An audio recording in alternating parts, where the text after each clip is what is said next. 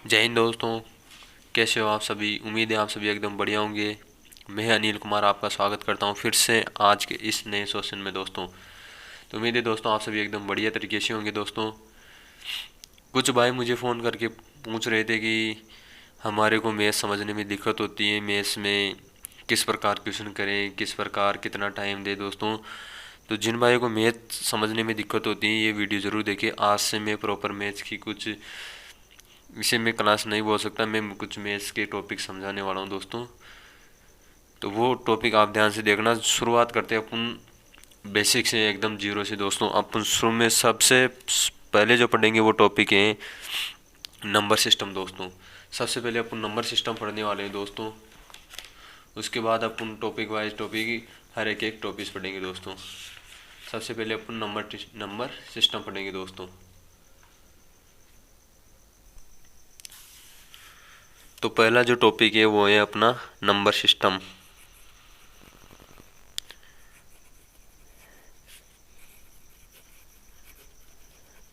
इसे अपन हिंदी में सम्मिश्र संख्या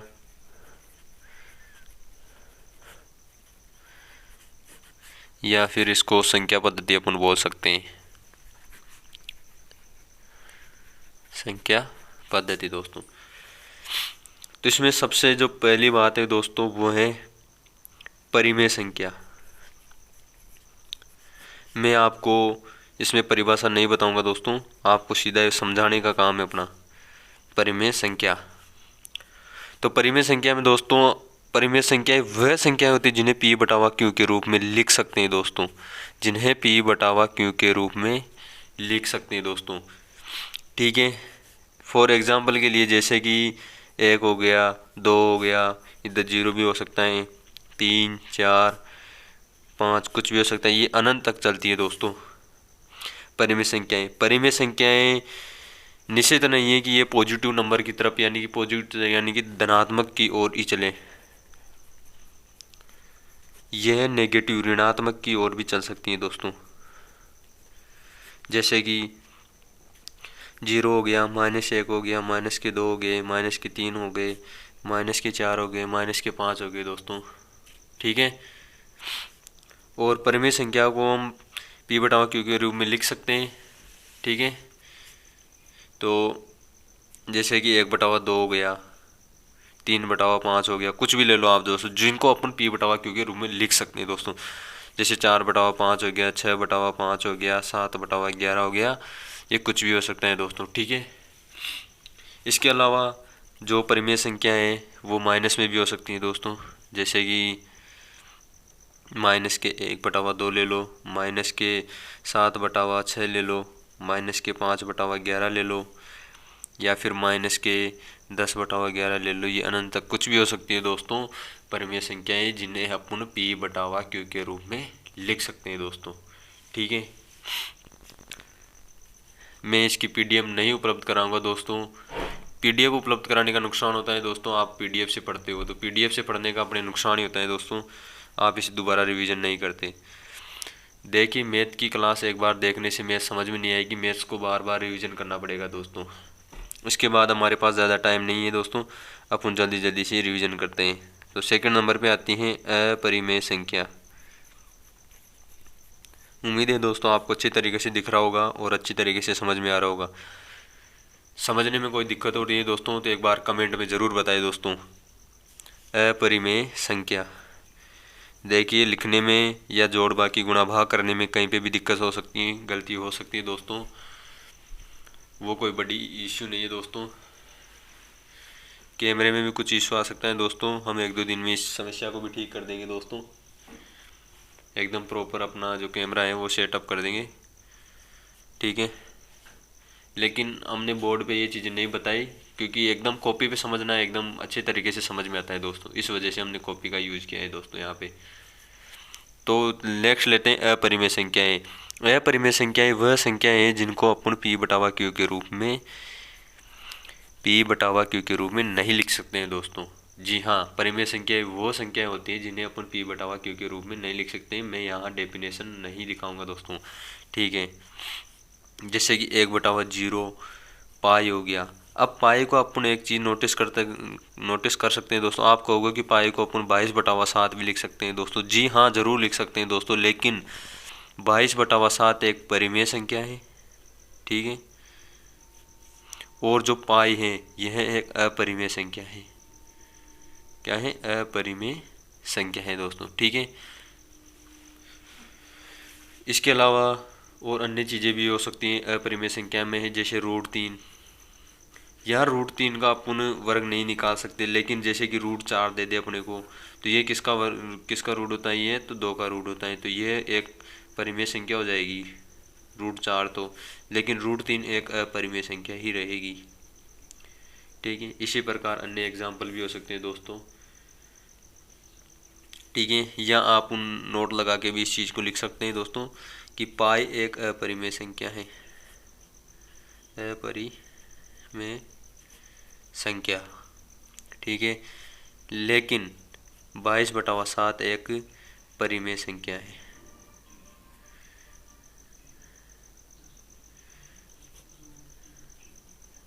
ठीक है दोस्तों। लेकिन 22/7 क्या है? एक परिमेय संख्या है। नेक्स्ट लेते हैं दोस्तों। अगला जो अपन के हैं वो है परिमेय संख्या और अपरिमेय संख्या को अगर अपन गुणा कराते हैं, जैसे कि परिमेय संख्या हो गई,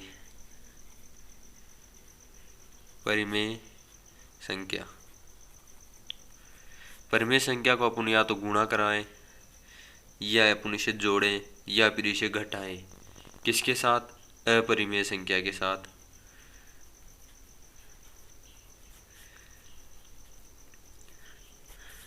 ये चीज़ नोटिस करना दोस्तों, अगर परिमेय संख्या को अपरिमेय संख्या के साथ गुणा कराएं या जोड़ें या घटाएं, तो हमारे को जो रिजल्ट आएगा, जो परिणाम आएगा हमारा, वो परिमेय संख्या ही आने वाला है दोस्तों, ठीक है।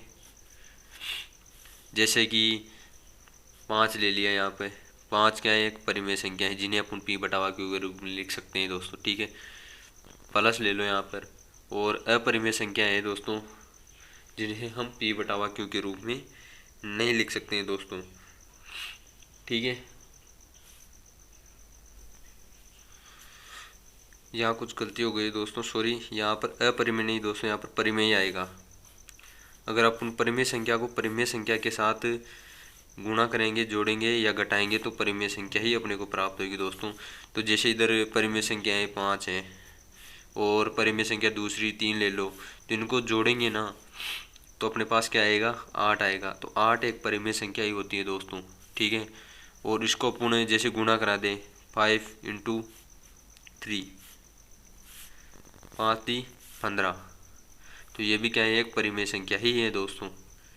अगर अपन इसको घटाएं, 5 - 3, तो क्या आएगा? 2 आएगा। तो ये 2 भी एक परिमेय संख्या ही है दोस्तों, ठीक है।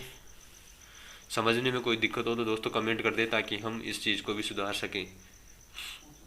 कमेंट नहीं करोगे तो हमारे को नहीं पता चलेगा दोस्तों। एक बार आप कमेंट ज़रूर करें दोस्तों। और जो भाई पूछ रहे थे कि मैथ को किस प्रकार समझे, तो एक बार क्लास देख लेना, मैं फ़ोन करके आपको बता दूंगा। क्लास कल तक आपको मिल जाएगी, मैं अपलोड कर दूंगा दोस्तों।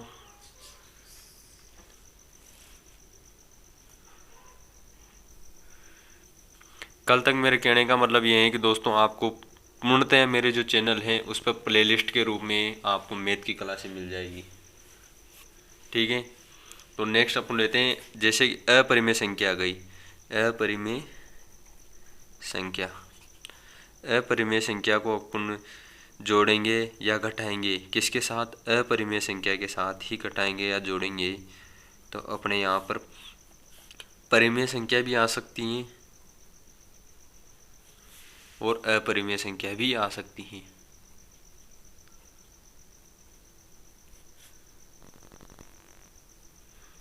अपरिमेय संख्या भी आ सकती हैं दोस्तों, ठीक है। जैसे कि फॉर एग्जांपल √5 प्लस √3 करेंगे, तो यह एक अपरिमेय संख्या ही है दोस्तों,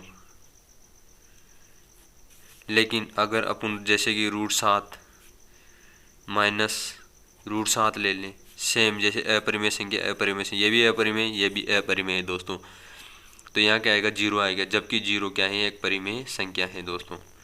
ठीक है। इसके बाद जैसे अपन ले लें परिमेय संख्या को अपरिमेय संख्या के साथ जोड़ें दोस्तों, तो रिजल्ट जो अपना आएगा वो अपरिमेय संख्या ही आएगा दोस्तों। ठीक है। जैसे कि परिमेय संख्या अपन ने 8 ले ली और यहाँ प्लस लगा दिया, और अपरिमेय जो संख्या है वो कोई सी भी ले लो, जैसे अपने अनुसार अपन क्या लेना चाहते हो आप, √3 ले लो। चलो √3 लोगे तो यहाँ पर इसको अपन जोड़ भी नहीं सकते और घटा भी नहीं सकते दोस्तों, क्योंकि ये एक रूट में है और ये साधारण संख्या है दोस्तों, तो यहाँ आ जाएगा अपरिमेय संख्या ही आएगी दोस्तों। ठीक है।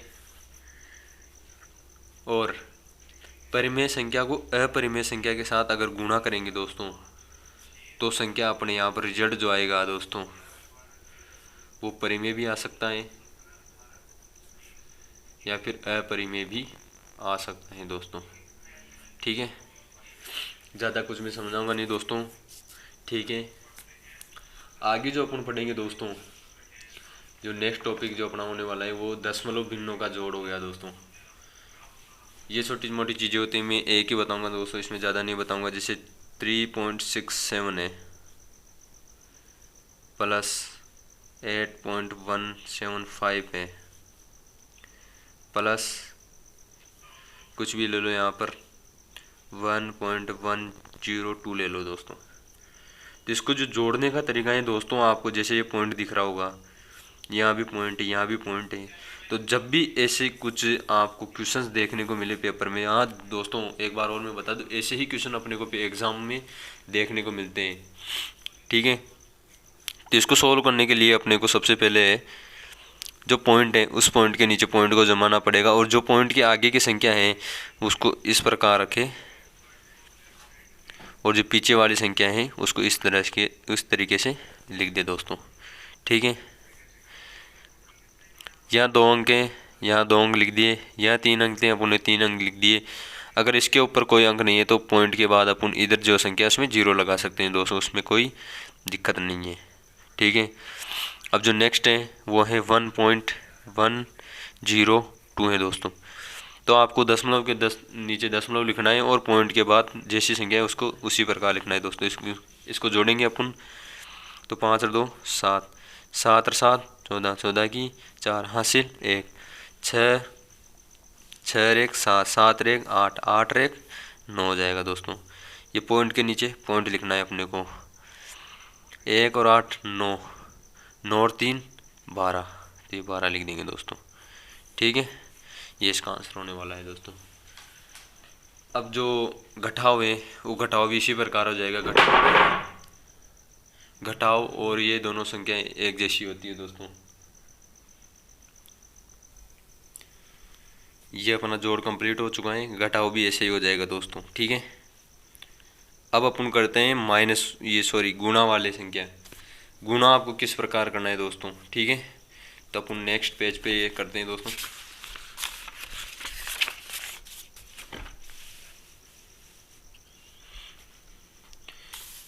गुणा में अपन कोई सी भी संख्या ले देते हैं, जैसे कोई सी भी संख्या आप कमेंट में तो बता नहीं सकते हो, कोई लाइव नहीं चल रहा है दोस्तों, तो मैं कोई सी भी संख्या ले लेता हूँ। जैसे गुणा में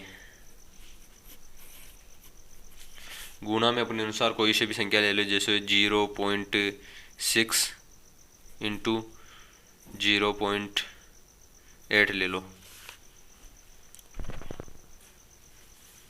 ठीक है दोस्तों। अब इसमें गुणा करने के लिए आपको ये देखना है कि कितनी के पॉइंट के बाद कितनी संख्या है दोस्तों। इस पॉइंट के बाद एक संख्या है और इस पॉइंट के बाद एक संख्या है, तो पॉइंट के बाद कितनी संख्या हो गई दोस्तों, तो 2 संख्याएं पॉइंट के बाद हो गई। तो अपने को 2 संख्या है ना, वो पॉइंट अपने को 2 संख्या के बाद ही लगाना है। मेरे कहने का मतलब सीधा सा है कि पॉइंट जो लगाना है वो 2 संख्या के बाद ही लगाना है। तो 6 8 48। ठीक है दोस्तों। तो ये 49। अब पॉइंट जो लगाना है अपने को दो संख्या के बाद लगाना है, 1 2, इसके बाद अपने 0 लगा देंगे। ठीक है दोस्तों, एक और अपन एग्जांपल ले सकते हैं दोस्तों, जैसे कि 0.03 इंटू 0.04 ले लो। ठीक है, अब जो पॉइंट अपने को लगाना है वो जैसे कि इस पॉइंट के बाद कितने अंक है, इस पॉइंट के बाद 2 अंक है, फिर इस पॉइंट के बाद कितने अंक है, 2 अंक है। तो अपने को 4 अंक के बाद ही पॉइंट लगाना है, और पॉइंट जो लगाएंगे अपन इकाई के अंक के तरफ से लगाएंगे। जो इकाई का अंक गिनते हैं वो अपन इस ओर से गिनते हैं दोस्तों। जो दाहिनी ओर का जो हिस्सा होता है उस ओर से अपन इकाई का अंक गिनना शुरू करते हैं दोस्तों। तो ठीक है, इसको गुणा करते हैं अपन, 4 3 12 हो जाएगा दोस्तों, ये 12। अब जो पॉइंट लगाना है अपने को 4 अंकों के बाद लगाना है, तो 1 2, अभी इधर आगे अंक नहीं है तो अपन 0 लगा देंगे, 3 ये 4, इसके बाद पॉइंट लगेगा, ये आगे 0 लगा दो दोस्तों। ठीक है, ये तो ये इसका राइट आंसर होने वाला है दोस्तों। ठीक है,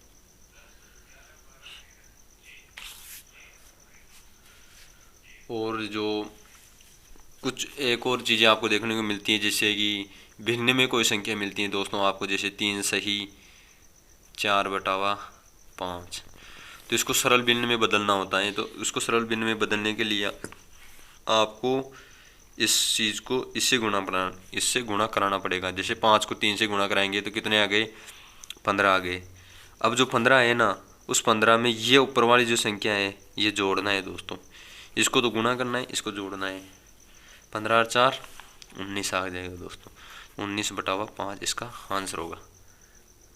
ठीक है, और जैसे एक और संख्या ले लो आप, नेक्स्ट संख्या कोई सी भी ले लो, जैसे कि 4 सही 2/5 ले ली। ठीक है, तो इसको पहले इससे गुणा करवाएंगे, 5 चौक 20। अब 20 में जो ऊपर वाली संख्या है इसे जोड़ देंगे, तो 20 + 2 कर देंगे, तो 22/5 इसका आंसर हो जाएगा। ठीक है, और जो भिन्नों के जोड़ हैं वो भिन्नों के जोड़ जैसे कि एक बार देख लो आप, जो भिन्नों के जोड़ हैं, भिन्नों के जोड़ करने के लिए जैसे आपने देखा होगा कहीं इस प्रकार से क्वेश्चन आते हैं, जैसे 1/2 और 1/4 ले लो। ठीक है, तो इस प्रकार की संख्याओं को अपन हल करने के लिए सबसे पहले अपने को एलसीएम आना चाहिए दोस्तों। जो नीचे की जो संख्या दिखाई दे रही है अपने को, जो नीचे की ये जो नीचे की संख्या दिखाई दे रही है इसको अपन हर बोलते हैं। जो ऊपर वाली जो संख्या है उसको अपन हंस बोलते हैं दोस्तों। जो नीचे वाली हर वाली संख्या है उसका अपन एलसीएम लेंगे, 2 और 4 का एलसीएम हो जाएगा, 4 हो जाएगा दोस्तों। ठीक है, अब जो 4 आया ना, उसमें इस जो नीचे वाली संख्या है पहले इसका भाग देंगे, तो 2 का भाग 4 में दोगे तो 2 बार जाएगा, तो यहाँ आ जाएगा 2। जो 2 आया ना उसको इससे गुणा करना है दोस्तों, तो 2 × 1 2 हो जाएगा। फिर 4 का भाग इसमें देंगे तो 1 आ जाएगा, 1 को इससे गुणा करना है दोस्तों, तो क्या आ जाएगा, 1 × 1 1 आ जाएगा। अब ऊपर वाली संख्या को हम जोड़ देंगे, 3/4 इसका आंसर आ जाएगा। ठीक है, और आपको 1 से 30 तक वर्ग आने चाहिए दोस्तों। 1 से 30 तक आपको स्क्वायर भी आने चाहिए। स्क्वायर अपन में अगले वाले जो वीडियो का उसमें बता दूंगा दोस्तों। ठीक है, और एक चीज़ और, जैसे कि आपको ब्रैकेट की जो संख्याएं होती हैं उसको गुणा कराना होता है। तो ब्रैकेट में जो संख्याएं जैसे कि 3 ब्रैकेट 2x + 5y ले लो। इसको सोल्व करने के लिए अपने को क्या करना पड़ता है, जो ये वाला जो 3 है, इस वाली जो संख्या है उसको इस संख्या से भी गुणा कराना पड़ता है और इस संख्या से भी गुणा कराना पड़ता है दोस्तों। तो सबसे पहले 3 को अपन 2x से गुणा कराएंगे तो क्या हो जाएगा, 6x हो जाएगा। ठीक, बीच में प्लस है तो आपको प्लस ही लगाना है, अगर यहाँ माइनस है तो माइनस ही लगाना है। अब इस 3 को इस 5 से गुणा कराना है तो 5 3 15y हो जाएगा, यही इसका आंसर होगा दोस्तों। लेकिन अगर यहाँ माइनस है और यहाँ प्लस है तो यहाँ भी माइनस आ जाएगा और यहाँ भी माइनस आ जाएगा। ठीक है, और जैसे कि कुछ और ध्यान देने योग्य जो बातें हैं वो ये हैं कि दोस्तों, अगर आप 0 में किसी भी संख्या का भाग दे रहे हो, जीरो के अंदर किसी भी संख्या का भाग दे रहे हो आप तो जीरो ही यहाँ प्राप्त होने वाला है आपको, ठीक है। और नेक्स्ट है जैसे कि जीरो में आप किसी भी संख्या का भाग दे लो तो आपको जीरो ही प्राप्त होगा दोस्तों, ठीक है। बट अगर किसी नंबर के अंदर आप अगर जीरो का भाग दे रहे हो तो वहाँ आपको अनंत प्राप्त होगा दोस्तों। जैसे कि कोई भी नंबर ले लो आपको, जैसे यहाँ पर लेना है 25, नहीं सॉरी कुछ भी ले लो, जैसे 25 ले लो, 26 ले लो, 27 ले लो, चलो अपन 27 ले लेते हैं। अगर उसके अंदर अपन जीरो का भाग देते हैं तो वहाँ अनंत आएगा दोस्तों, ठीक है। किसी भी नंबर के अंदर अपन जीरो का भाग देते हैं तो वहाँ अपने को शून्य ही प्राप्त होता है, ठीक है। और नोट लगा के आपको लिख लेना है दोस्तों, किसी भी नंबर की पावर अगर जीरो है तो उसका मान एक ही होगा। जैसे अपन 5 की पावर जीरो ले लें, 5 की पावर जीरो लेंगे तो उसका मान एक ही आएगा दोस्तों। जैसे 8 की पावर जीरो ले लें तो उसका मान एक ही आएगा। 7 की पावर जीरो मान ले लें तो उसका मान एक ही आने वाला है दोस्तों, ठीक है।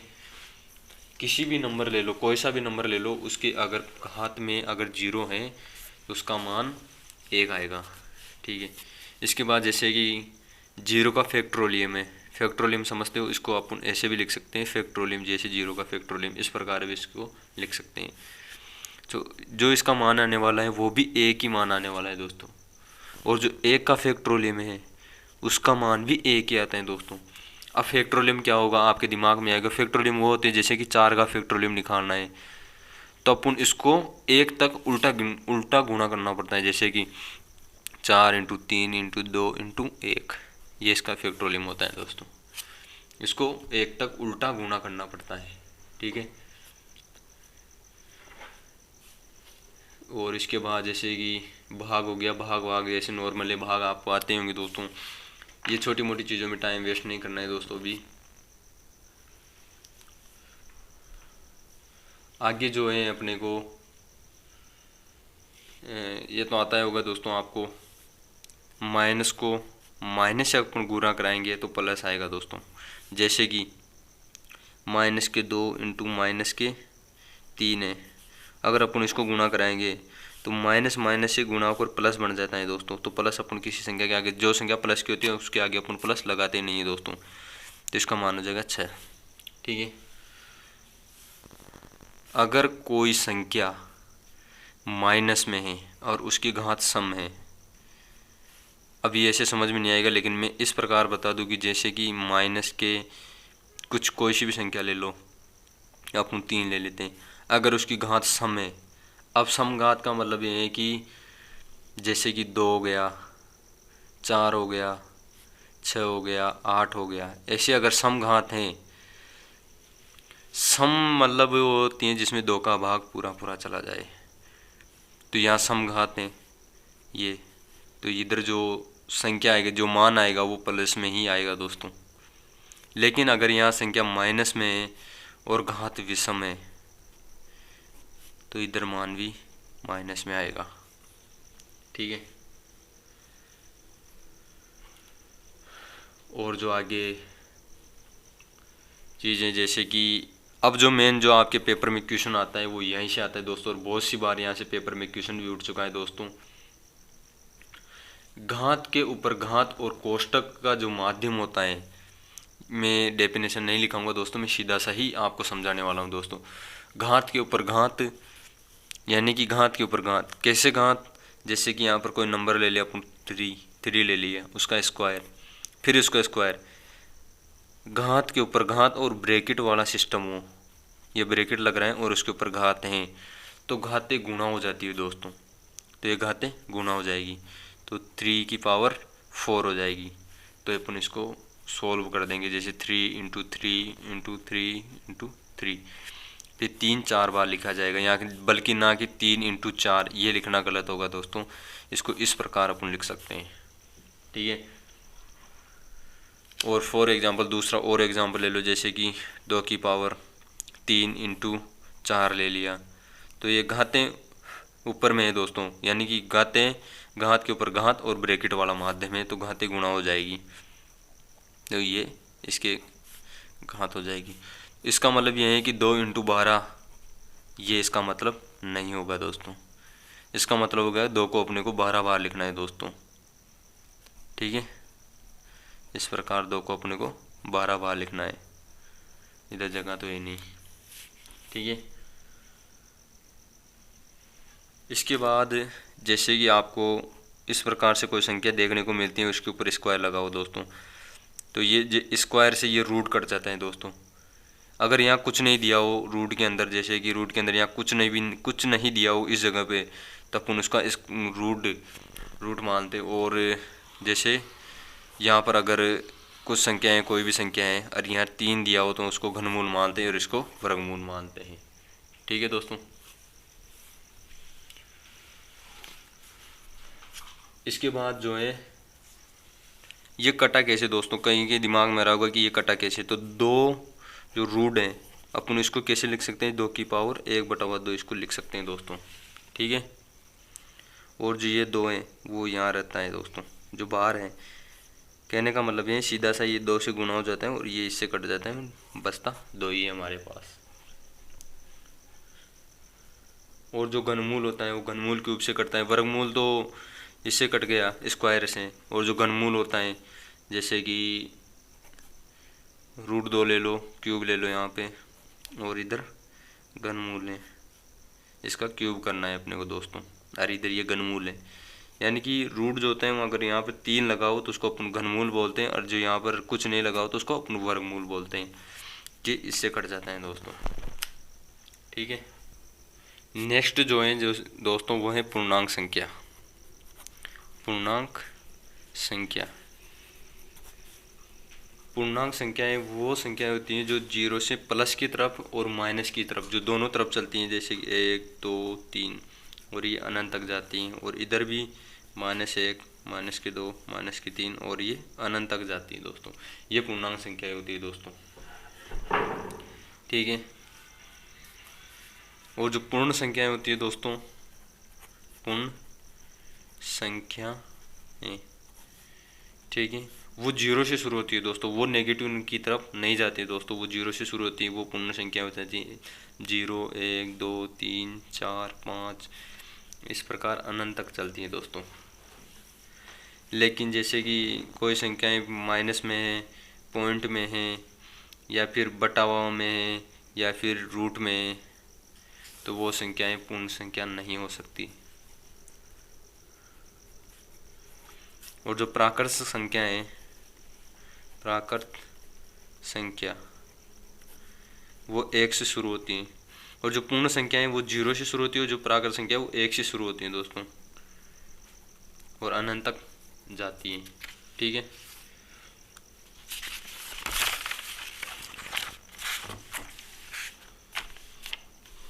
और जो सम संख्या है, सम संख्या, सम संख्याएं वे संख्याएं होती है जिसमें 2 का भाग पूरा पूरा चला जाता है, जैसे कि 2 4 6 8 10, ये अनंत तक चलती हैं दोस्तों। और यहाँ -2 -4 -6 -8 और -10 -12, ये जो संख्या है सम संख्या माइनस में भी चलती हैं दोस्तों। ठीक है, इसके बाद में है विषम संख्या। विषम संख्या, विषम संख्याएं वे संख्याएं होती हैं जिसमें 2 का भाग पूरा पूरा नहीं जाता है दोस्तों, वो विषम संख्याएं होती हैं दोस्तों। जैसे कि 1 हो गया, 3 हो गया, 5 हो गया, 7 हो गया, 9 हो गया, वो होती हैं विषम संख्याएं दोस्तों, और ये माइनस में भी चलती हैं। ठीक है, ये -9 हो गए। और जो भाज्य संख्याएं होती हैं दोस्तों, भाज्य संख्या वे संख्या हैं जिनमें एक और स्वयं के अलावा किसी दूसरी संख्या का भाग जाए तो भाज्य संख्या कहलाती हैं। जैसे कि 4 हो गया, 4 में 2 का भी भाग जाता है और 1 का भी जाता है, और स्वयं 4 का भी भाग जाता है। तो 1 और स्वयं के अलावा अन्य किसी संख्या का भाग जाए तो इसमें 2 का भाग जा रहा है, तो ये भाज्य हो जाएगी। 2 हो गया, 4 हो गया, 6 हो गया, 8 हो गया, 9 हो गया, 10 हो गया, 12 हो गया, और इधर 15 हो गया, इसमें 14 भी आएगा दोस्तों। तो इस प्रकार ये अनंत तक चलेगी। अभाज्य संख्या, अभाज्य संख्या वे संख्या हैं, अभाज्य संख्याएं वे संख्या हैं जिनमें एक और स्वयं के अलावा अन्य किसी संख्या का भाग नहीं जाता है दोस्तों। वे संख्या जिसमें एक और स्वयं के अलावा अन्य किसी संख्या का भाग नहीं जाता है दोस्तों। जैसे कि 2, 3, 5, 7, 11, 13, इस प्रकार ये अभाज्य संख्याएं होती हैं। और जो एक होती हैं दोस्तों, एक न तो भाज्य और नहीं अभाज्य संख्या होती है। तो ठीक है दोस्तों, आज के लिए इतना ही काफ़ी है दोस्तों। ये जो क्लास थी दोस्तों, इसमें ऐसे नॉर्मल सी चीज़ें थी जो उत्पड़ांग सी लगी होगी दोस्तों, लेकिन जो मेन टॉपिक जब अपना चलेगा तो उसमें एकदम प्रॉपर से अपन जो क्वेश्चन है, वो जो एग्जाम्पल है, उसको हम तरीके से समझेंगे दोस्तों। उनका जो मेथड है उनको समझने का, उनको तरीके से समझेंगे। अब उनको ट्रिक वाइज जो ट्रिक है उसके अनुसार पढ़ेंगे दोस्तों। उसमें कौन कौन सी ट्रिक लगती है, अपने को टाइम बचाना है दोस्तों। तो अभी के लिए चलते हैं। जय हिंद, जय भारत।